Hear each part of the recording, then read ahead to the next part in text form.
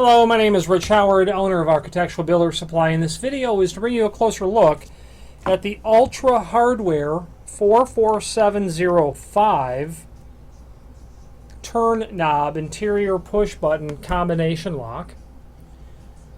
So being a lock, there's several different components, and I'll show them all to you one at a time. This is the outside, the business end of the lock that will have the combination chamber inside of it. We'll get into that much more in detail in a moment. Antique brass finish, turn knob, okay. Interior escutcheon with the thumb turn. Rubber gaskets, which are used. They're going to look like this. Okay. Latch bolt. This is a deadbolt version. This is not a slam lock. This is a deadbolt version of this lock.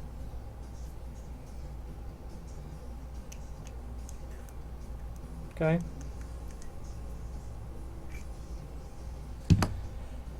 Strike plate. It goes into the jamb. Then you're going to have your bag of screws and other parts.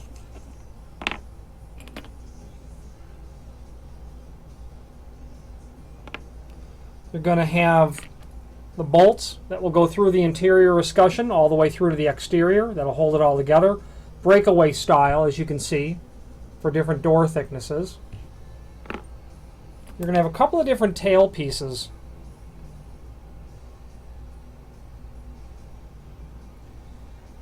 A short one and a long one.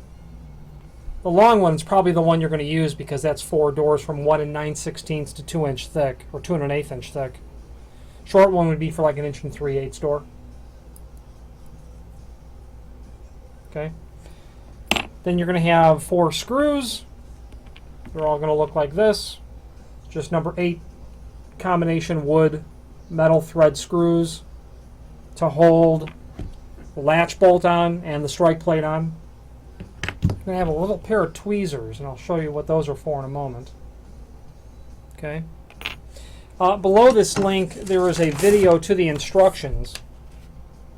Okay. And the instructions are, you know, they show you how to install the lock. There's also a link to the template. Okay. 2 3/8, 2 3/4 sides. It's a very easy, lock to machine for. You're basically going to prep the edge for your latch bolt.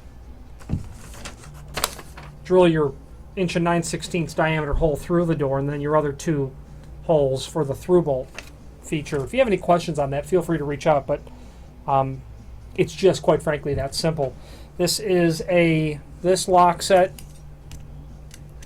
is 2 3/8 back set, so that's important to know when you're drilling your 1 9/16 hole through the door. Back set, edge of the door to the center of the hole, and you can see that's 2 3/8 to the center of this hole. Okay. So a lot of people appreciate these videos when they actually give information that's truly valuable, and I like to provide that as much as I can. And showing you the components of the lock is certainly valuable in making a limited decision. However, long-term maintenance of this lock might depend on you changing the combination, and that's where the valuable part of making a video comes in. So I'm going to show you how to do that. It is intimidating looking at the instructions because it's my opinion that the original language the instructions is written in was not English, so they don't make a lot of sense because the grammar is not correct, and plus there's terminology used that is new, possibly to you if you're a homeowner or someone who's never done it before. However, after you review it and absorb it, and then of course hopefully reviewing this video, which would hopefully be helpful, it'll make sense. So I'm going to tip the camera down to the desktop and show you what the situation is with this stuff. So the point of this video now is to show you the inner workings of the combination chamber and ultimately how to change the code. The code from the factory is C2467X.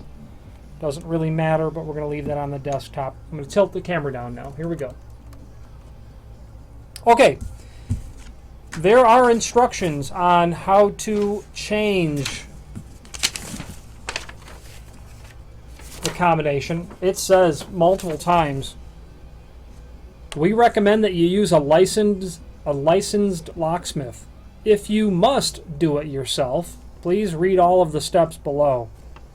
That's certainly good advice. However, I'm not intimidated by that because I make a living selling door hardware. So I have, of course, reviewed the instructions. And step one really is to remove the rear cover.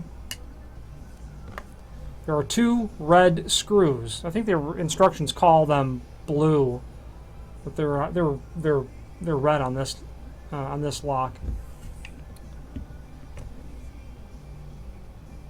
As you remove the screws, you're going to want, you see my index finger and my thumb of my other hand, I'm holding that down.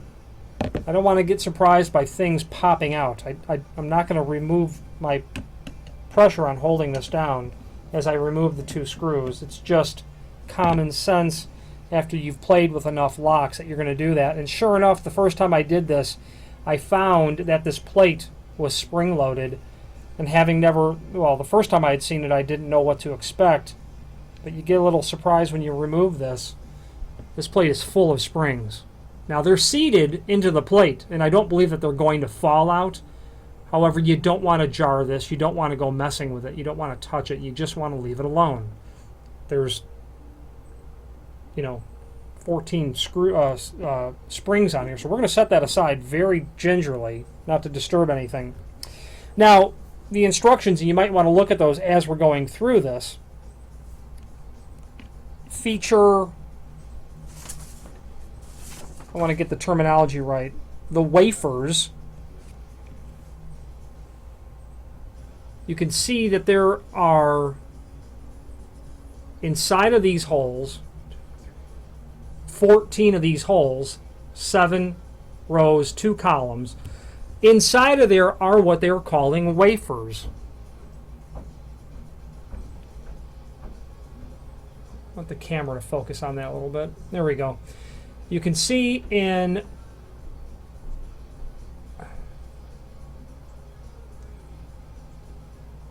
number 2 right here, you may or may not be able to see that that's got a red head on it.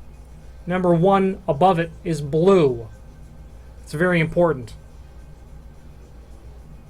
The red wafers are the wafers that are directly related to the combination. If you have a blue wafer installed into a hole, that number, for instance, number 1 with a blue wafer, will not be part of your combination. Let me explain that a little bit better. Here's that combination I showed you earlier, C2467X. The C button is really just the clear, and it's right here. That's a C. 2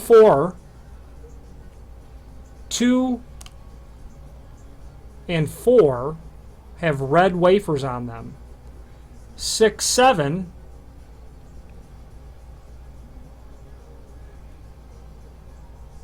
have red wafers on them, as does X. Those are all red wafers. So when this lock is working correctly and you depress those buttons, what you will find is that right now the knob only turns to this point, just a few degrees, and it will not go any further. When you depress the proper combination, this knob will make a much larger revolution, allowing you to throw or retract the latch. Okay? Well, to retract it. You can always go back the opposite direction with this, but in order to unlock it, you're going to need to have that combination. You can always relock, but in order to get it to unlock, that's where you're going to have your proper combination installed or depressed. Now, before we go further, I do want to point out this lock comes from the factory right-handed, as is indicated in the instructions. It refers to removing the pin. You can see the pin here. Okay? If I were, and you can see by the partial moon cutout that the turning of the handle is going to be ultimately restricted by where that pin is. So, because you can turn it one way, when you can throw the lock when the combination, after the combination has been, you can retract the latch bolt after the combination is entered. Okay, that has to be timed. So as you're facing this lock from this, well, from the inside, the pin would be on your left hand side. That means it's for a right hand door, because when you look at it from the outside, the pin is now on the right hand. You simply take these tweezers and you remove it. You remove that pin, and it comes out quite easily, and you put it in the other side. Okay? I'm going to put it back because when this client gets the lock, I don't want them to be confused, because the instructions clearly indicate this comes from the factory, set up for right hand. Now, if we're going to change the combination back to the business end of this, the real point of the video, the instructions simply say this: as you are removing or reinserting a wafer, you have to depress and keep depressed the clear or the C button. That allows the wafers to be removed. So I'm going to depress and hold depressed the C button, and I'm going to pull the wafer out of the 8, which is that blue wafer, because our code was C2467X. Okay, I've got 2 wafers pulled out. I'm basically just going to change the code from C2467X. I'm going to change it to C2468X. So all that would really mean would be taking a blue wafer and a red wafer and swapping them out. So,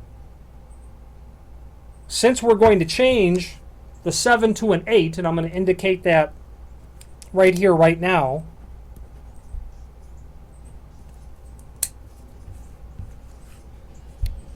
that means the 8's got to have a red wafer, because that's the identified wafer, as it's called. The blue wafers are the neutral wafers. The 7 has to get the neutral wafer because we've removed that number from the combination. You do have to install, the only thing you have to kind of know is that there's a cutout on the wafer, and I'm referring to this cutout right here. That's got to be towards the outside of the lock housing. So if you're installing it in this column, that cutout's got to be on this side. If you're installing it on this column, the cutout's got to be on this side as well. So we need the 7 to be the blue wafer or the neutral wafer. And we're going to install that into the 7 with the notch outside. But remember, we said the C button has to be pressed when you're removing or inserting wafers. Only when you've got that C button depressed and held in will the wafer drop in. So if we try to do that, it won't fall in until we push and hold depressed the C button. Will it snap in, because pushing that C, that clear button, drives part of the lock chamber in a vertical clearing mode. So now our red identified wafers, C doesn't count, that's just clear. And I know you can't see it real well, but your 2 and your 4 have red, your 6 and your 8 have red. So now our combination should be C2468X. That should be our new combination. Now, I'm going to replace the back cover very carefully with this plate.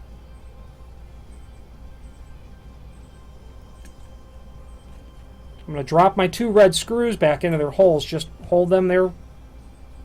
Just let them seat themselves in. I'm going to put pressure on that spring-loaded plate, and I'm going to tighten my screws. Don't over-tighten them. I mean, you want them to be secure, but if you're over-tightening a lock, you can cause unintentional binding in the lock. You don't want to have those screws work their way loose. That would be a problem. Your lock will stop working. You'll wonder why. So now we've got that reinstalled, that cover screwed back on. Now, as I rotate the knob, I'm restricted. It's only going to go so far. When I depress my code, which was C, 2, you heard that snap, hopefully, 4, 6, 8, X. Now, I should be able to turn this much more. And now, watch the back side. You can see that it'll make a much greater turn. And you heard the click. That allowed the latch bolt to be retracted, relocking it at the same time. And then keep in mind, you can always go back the other way with that turning to be able to do your relock. Okay? So, that is the premise of this lock. It's quite simple. They have included 2 additional wafers, one blue and one red. That could only mean, in case you lose them, is why you would need those. Could be the only reason you would need those at all. Okay. Nice quality lock. You know, in combination locks like these, I've personally installed these on garage doors for people, side doors, doors where they want to come in and not necessarily have to have a key. And they work great for that instance. You know, occasional use doors, not really intended for an exterior application. I wouldn't want this to get directly wet. Those parts inside are not intended to get direct moisture on them, rain on them. They're not made for that. But I would certainly, I wouldn't hesitate in using this lock in an instance where it was a covered awning sort of situation. I wouldn't want direct weather touching this, but otherwise I would use this. I've even installed these on gate doors for people, and you know, it's not made for it because it's going to get wet. But people put them out there and use them until they stop working. But that would be an application outside of the intended use for this. Obviously, this is 2 3/8 as we discussed, meaning obviously you can get it in 2 3/4. That's a deadbolt. You can also get it in a slam style lock, where you can just pull, you know, a spring latch where you can just pull the door closed. The point is the changing of the combination is going to be the same. You're going to want to keep those instructions, or just keep a link to the website so that you always have access to the instructions and this video. Changing the code from the factory is definitely a good idea. I can't tell you if this code comes with every lock or not. However, if I got this lock, the first thing I would do would be give it a code that A, wasn't what came from the factory, and B, something I could remember better. C2468X. 2468. You know, C is an obvious. I think you get my point. You don't want to leave. You want to. It's a lock, and it should operate that. You don't want it to be compromised by using a generic or factory default code, is what I'm trying to say. If you have any questions on the Ultra Hardware 44705 turn knob interior push button combination lock, or any other Ultra Hardware product, please feel free to reach out to us. Thank you.